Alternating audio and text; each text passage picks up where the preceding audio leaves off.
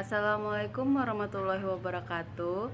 Saya Istina Damayanti dengan NIM 18154010722 dari reguler 2 tingkat 2 jurusan Kebidanan Poltekkes Tanjung Karang.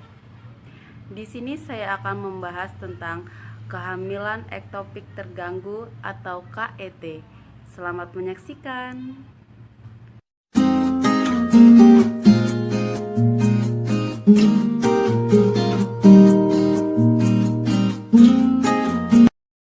Nah, saatnya untuk membahas tentang kehamilan ektopik terganggu atau KET.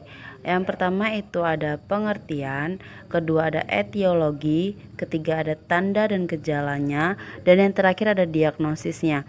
Kita akan bahas satu persatu. Yang pertama itu untuk pengertian. Pengertian kehamilan ektopik terganggu atau hamil di luar kandungan adalah komplikasi kehamilan.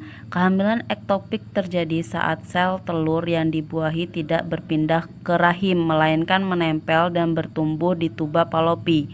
Sel telur bisa menempel di tempat lain seperti ovarium, serviks, dan rongga perut. KET sering terjadi pada beberapa minggu pertama kehamilan. Kondisi ini dikatakan serius dan sangat mungkin membahayakan nyawa ibu. Pasalnya, sel telur yang tumbuh di luar rahim tidak dapat bertahan hidup.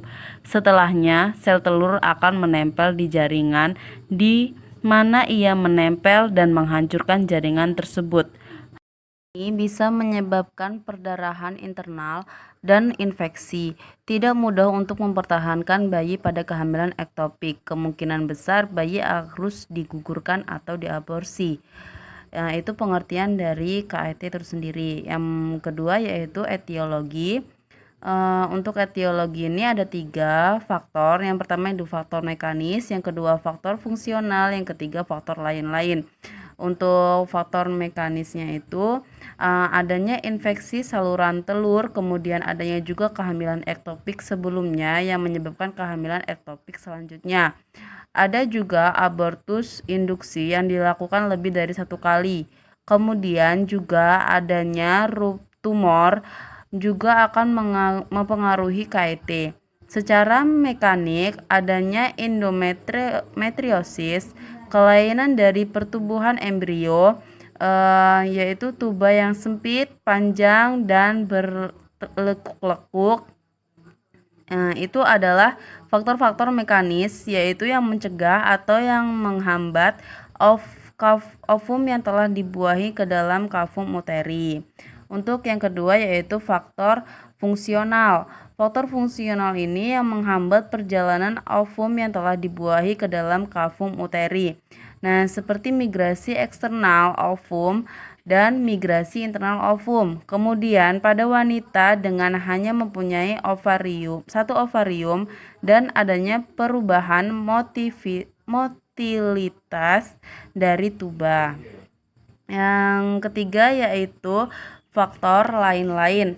Nah, kita tadi kan udah membahas faktor mekanis, faktor fungsional. Nah, di sini juga ada faktor-faktor lainnya yang mempengaruhi kehamilan ektopik terganggu itu, yaitu faktor lain-lain ini kelainan zigot, kelainan dari kromosom itu, lalu penggunaan hormon estrogen seperti pada kontrasepsi oral, kemudian adanya pembesaran ovarium, adanya pemakaian antibiotik pada infeksi tuba karena tuba itu akan menyempit jika dikasih antibiotik.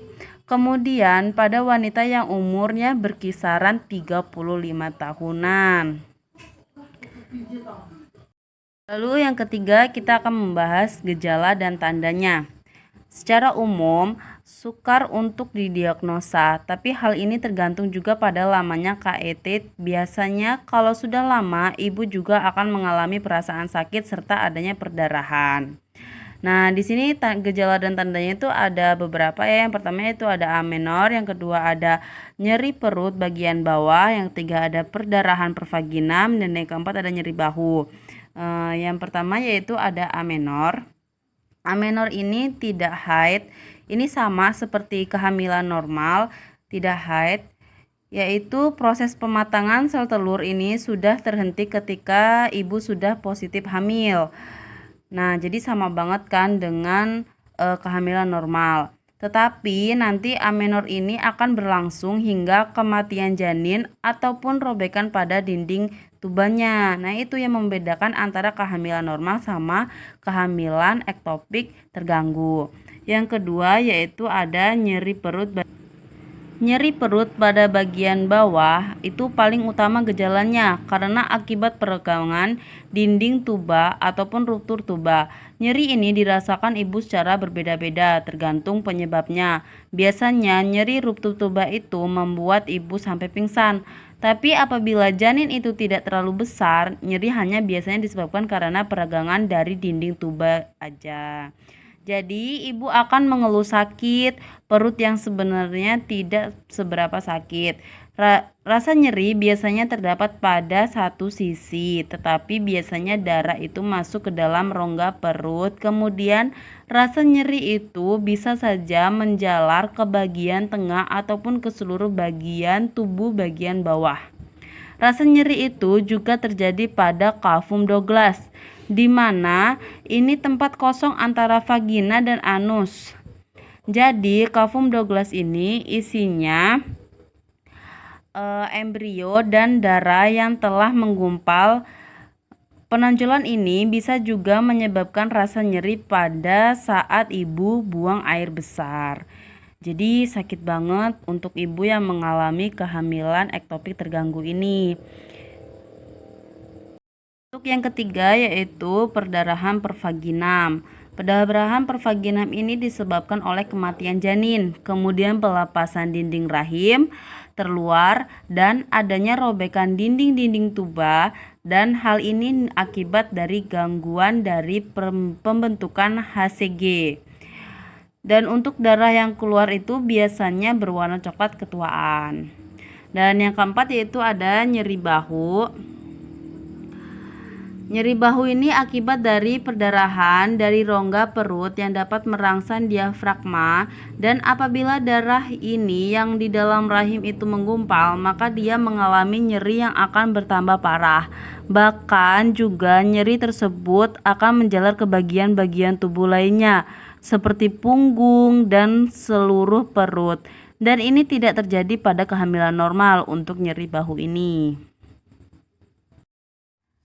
Nah, kita sekarang lanjut ke yang keempat yaitu diagnosis. Diagnosis ini ada 3. Yang pertama itu pemeriksaan panggul, yang kedua USG, yang ketiga tes darah. Pemeriksaan panggul ini dilakukan untuk memeriksa ukuran rahim ibu. Pada kehamilan normal, ukuran rahim akan membesar, sementara pada kondisi hamil di luar kandungan, ukuran rahim tidak membesar. Nah, yang kedua yaitu USG, dapat melihat kondisi rahim dan tuba falopinya. Selain melihat kondisi kehamilan, tes USG juga efektif mendeteksi masalah kesehatan lain, termasuk kehamilan ektopik di tahap awal. Dan yang ketiga yaitu tes darah, untuk memeriksa kadar hormon pada tanda-tanda kehamilan normal.